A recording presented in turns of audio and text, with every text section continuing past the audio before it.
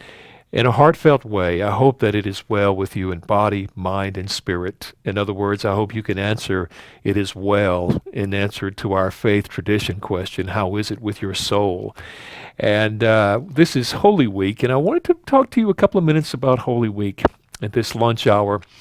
We are preparing for Holy Week services in a different way, and we would be preparing normally, along with churches throughout this land and the world.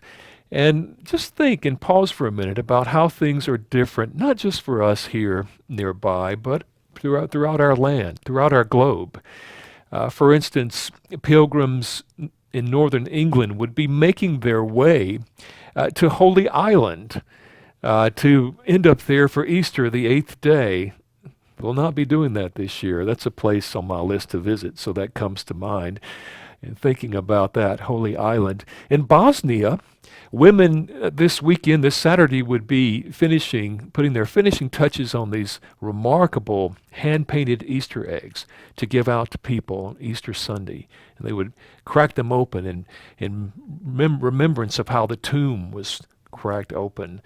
And then on Saturday, thousands, normally year after year this is the case, thousands would be preparing to gather in Jerusalem to go to the church, end up at the Church of the Sepulchre, where they would wait in line for their opportunity to pray at the site of Jesus' tomb, the traditional site of Jesus' tomb.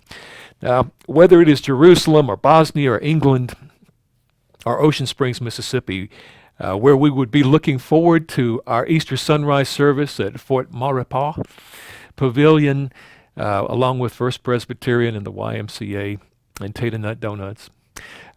Things are much different this year. I saw a sister church's billboard that said, "I never expected to give up this much for Lent." Isn't that the truth? And a colleague of mine said, this was the lentiest Lent I ever lented. Well, I'm sorry for the preacher jokes, but it's a very somber time in so many ways. The news last night was that we have incurred in our country alone over 10,800 casualties of COVID-19, and that's more people perishing than from the attacks on Pearl Harbor and 9/11 combined. So we're in uncharted territory, there's no doubt about it, and it will take a while, and we are trying to follow best practices and encourage those along, and I trust and pray that you are the same. It's a very small thing to wash your hands so many times that they are becoming raw. It's a very small sacrifice to make, and to play it safe with social distancing and all of that. But I want to talk to you today about encouraging you, nevertheless, or maybe especially because of this year, to observe Holy Week in a meaningful way. And it is possible to do that. One way, of course, is by tuning in and participating in the online services that we have available. Many churches, as you know, do. And an important site, I hope that if you don't have it marked already, that you will, is YouTube. That's YOUTUBE dot stpaulos.org. It's a site where we're posting all of our worship services, and you'll be able to access them as they are put up, and then following anytime that you'd like to view them. But another important way, is by praying for all of those who are deeply affected, of course, by the coronavirus, as no doubt you have been doing and I have been doing day after day. But to suggest, the other pastors and I would like to invite you and suggest that in the next 2 days particularly, Holy Thursday and Good Friday, that you may fast if it is a healthy option for you to do that. I plan to forego one meal on each day as we remember all these folks, the nurses and doctors, the frontline workers, even the grocers and food service people who are doing their part to serve and tamp down the violence of this terrible virus.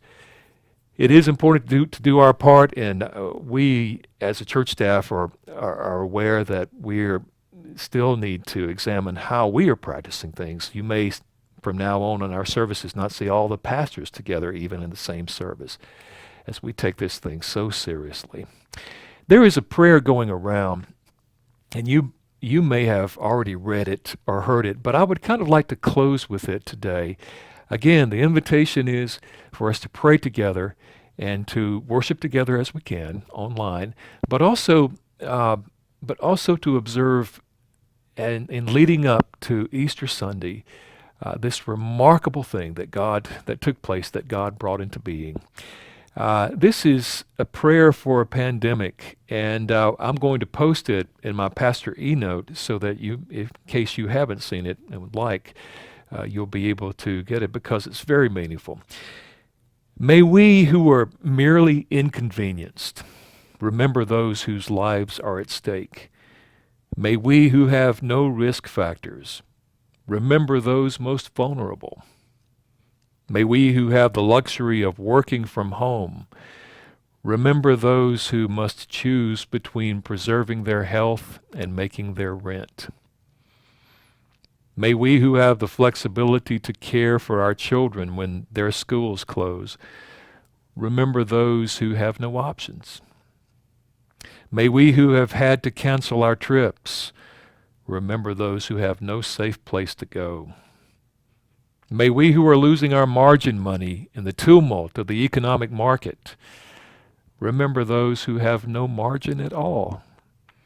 May we who settle in for a quarantine at home remember those who have no home. As fear grips our country, and let me interject here, the prayer is, let us choose love, which is the only antidote to fear, as you know. As fear grips our country, let us choose love. And during this time when we cannot physically wrap our arms around each other, let us yet find ways to be the loving embrace of God to our neighbors. Amen. May God bless you, my friends, and be well, and pray well, and live well as you can, and love one another. Just let's do it from inside for the most part. May God bless. See you soon.